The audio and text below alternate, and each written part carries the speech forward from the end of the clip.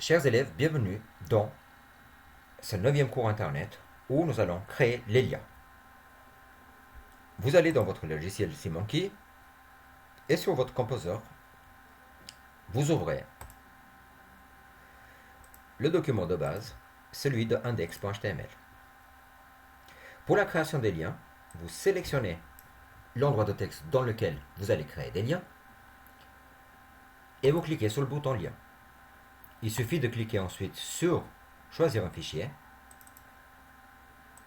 pour aller sélectionner le fichier juste. Actuellement, nous sommes sur la page index, donc vous allons désigner la page index. Je prends le deuxième menu qui est celui de l'histoire et je vais créer un lien avec la page histoire. Je vais choisir, je vais aller dans mon dossier HTML et je vais prendre l'histoire. Je prends le dossier, le document, le texte galerie dans lequel je vais pouvoir cliquer sur le lien et choisir le fichier galerie. Et finalement, je vais pouvoir sélectionner le dernier bout de texte pour le menu qui s'appelle lien et je vais désigner le document qui s'appelle lien.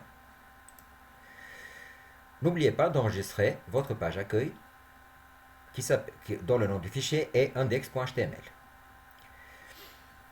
Vous procédez de la même manière pour créer toutes les autres pages internet.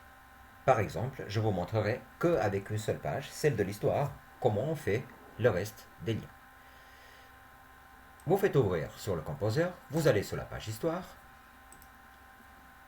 vous sélectionnez le texte accueil, et encore une fois, comme tout à l'heure, vous faites lien, choisir le fichier, vous revenez sur votre site internet et vous désignez le fichier index. Vous faites OK.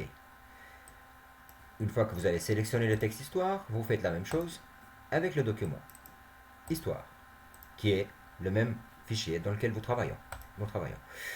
Vous sélectionnez la galerie dans laquelle vous prenez et vous désignez le fichier galerie comme lien et vous faites la même chose avec le fichier, le lien pour le fichier lien. Vous enregistrez votre document et vous procédez de la même manière pour toutes les pages internet de votre site internet. Chers élèves, ce cours est déjà terminé. Nous allons passer à l'étape suivante qui est celui d'insertion des images.